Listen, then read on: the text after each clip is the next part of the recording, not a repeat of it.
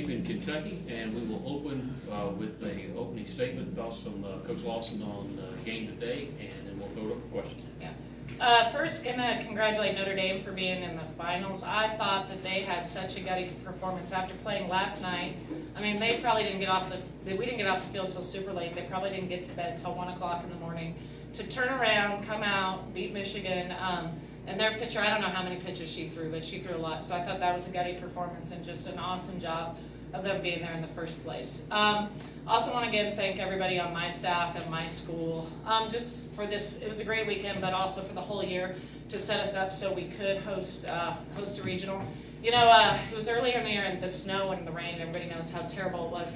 But we had a week where we had, I think it was like 24 people were shoveling the snow off of our field so that we could get 2 games in. And I believe those 2 games, winning those 2 games set us up to have the record that we did at the end, so it didn't hurt us and gave us, I believe, gave us the RPI that we needed, helped us push us over the edge to host. So there's a lot that goes into this, from the event side of it to, you know, to everything all year. And then finally, I want to thank the fans. We had such a cool crowd. You know, this is my 10th year now. How many regionals have we hosted? I don't know, 4 or 5. I'm not sure.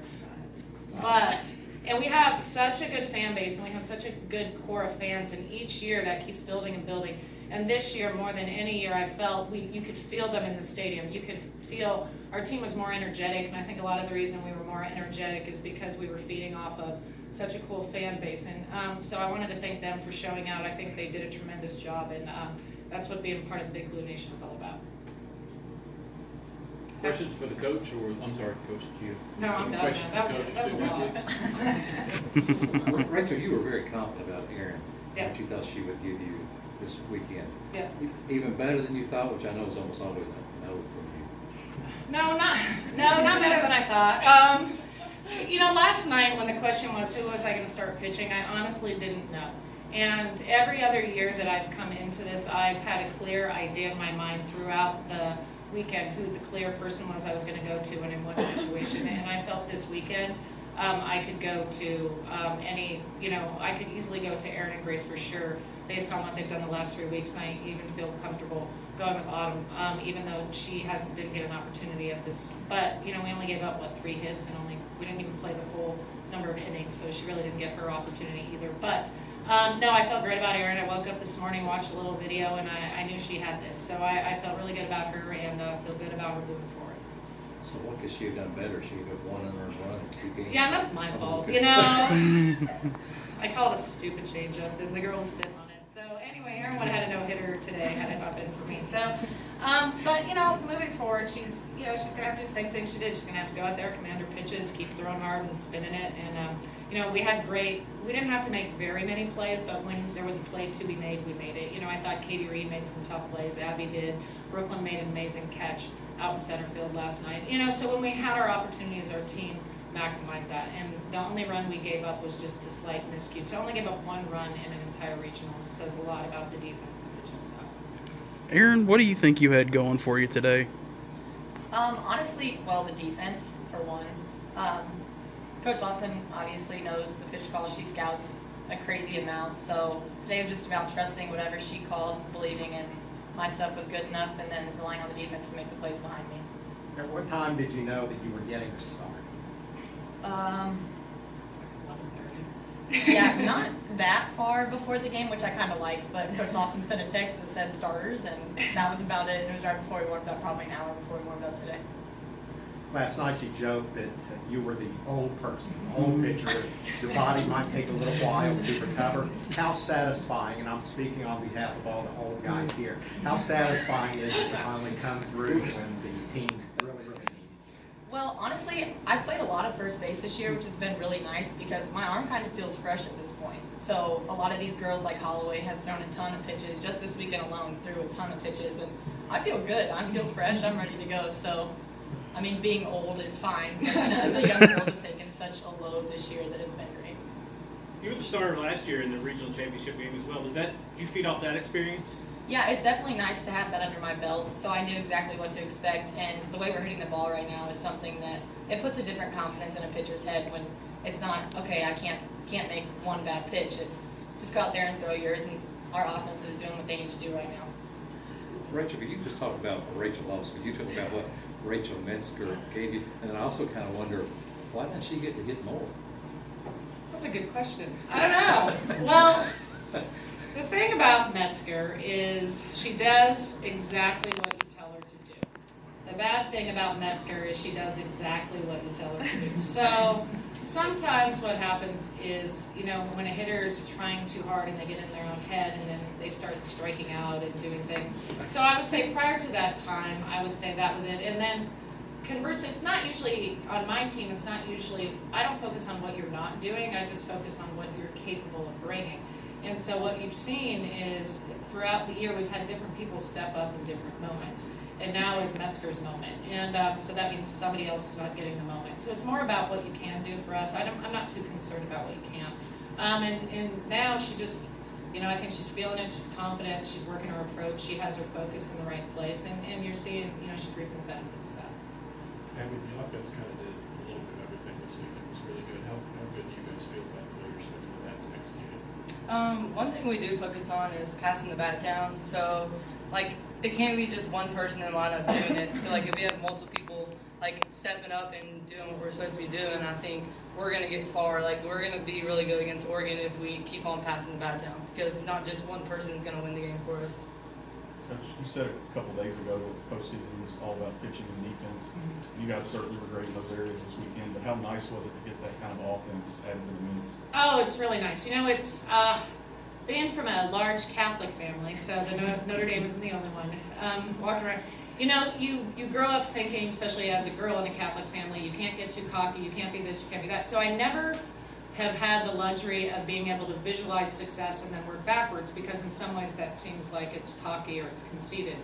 And what I've started to understand this past year is if I can, and with the help, you know, we have the leadership guy, Jason Cummins, and what he's done is he's directed us in the right way. If you can visualize your success and work backwards, you know, and do things the right way and stay humble when you're doing those things, you can put it together. And so today it was really nice because usually, well, this weekend it was nice because usually as the pitch caller, I know, you know, the pitcher ultimately has the ultimate pressure, but if I call one bad pitch, that means the game's over. And so that's something that I live with every single day for the last 11 years.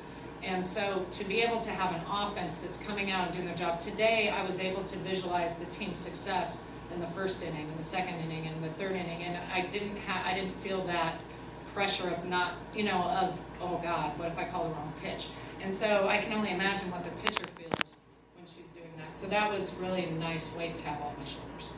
Rachel, you guys have reached this point a number of times. You've never really quite been as dominant regional before. Can you reflect on the overall performance this weekend and how you guys are maybe peaking at this point? Yeah, I'm really proud of this team. You know, I've said all year, the thing I love about this particular team, every team I've had has worked incredibly hard. And I've always had people who have worked on their own and tremendously. And what this team does, though, is I have more of them. Like, I have probably 15 or 16 girls that on their off days, they come in and they work out. And they're not only doing that, they're doing it with focus and they're doing it with purpose. And about 3 weeks ago, it was probably about 3 weeks ago, I could tell we weren't really going where we needed to go offensively. So we made a complete offensive switch in our approach, and really we just simplified things. And the cool thing is in order to make that kind of a change at this time of the season, the team has to first trust that the coach knows what she's doing, and then they have to be willing to go into work and doing it. And so just the trust they had in the coaching staff, and then their ability to put in the extra time on their own when nobody else was watching, so that they could be able to put it together for a 3-week stint, is something that I'll always run this team for. Aaron, I just wonder, are you through student teaching? I'm not yet. I won't do it until this coming fall. Okay. So did you do any this semester at all? Yeah, I was at a high school and an elementary school doing hours. I didn't really have class this spring. I was at the school every day. So will you be there now where they can pat you on the back this week, or is that all over? No, I won't be there this week.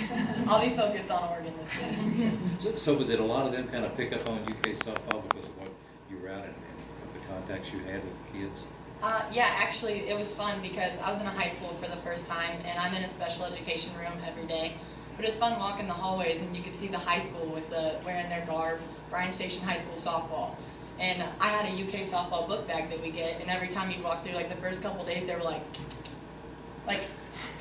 And it was funny because I was like, hi, like trying to introduce myself or anything. But it was fun to interact with those girls, and their love for the game is so much fun. And actually, a couple of them were here yesterday, and they thought it was the coolest thing just to sit in the stands and watch Kentucky softball. It gives you a whole different appreciation for wearing this jersey and getting to do the things that we do. Coach Carol Hutchins was very, very complimentary of not only you in particular, but your team. She called it one of the best swinging teams you've had. I guess she meant hitting.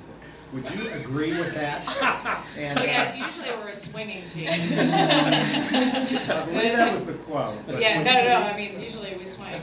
But yeah, no, yes, I think that this is, I don't know if it's the best hitting team we've had. I have to go back in the stats. I think that our 2011 team was awesome, and obviously our 2014 team that took us to the World Series.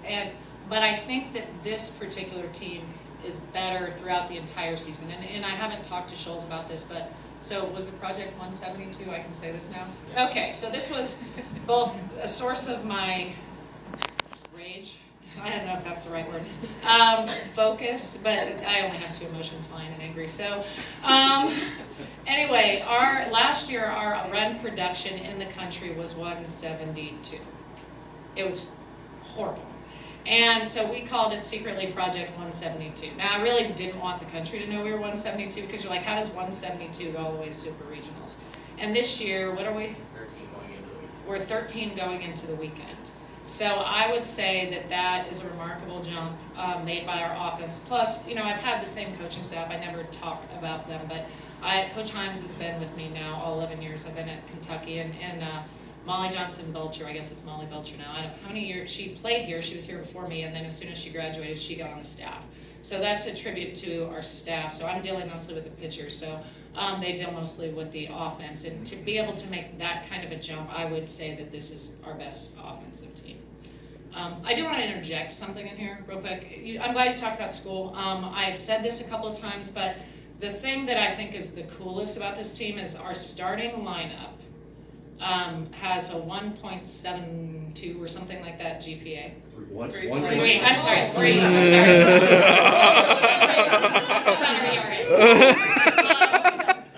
our starting lineup had a 3.72 or something like that. It's over a 3.7 GPA. Our starting infield is over a 3.9, and they're in any major that they want to be in. We don't pigeonhole them and put them in one thing. So I always want to add that in there because people talk about student athlete. But they truly are student athletes. So to be able to perform on this level, to do the major that they want to do, to set themselves up for the rest of their lives, I think is what makes Kentucky softball Kentucky softball.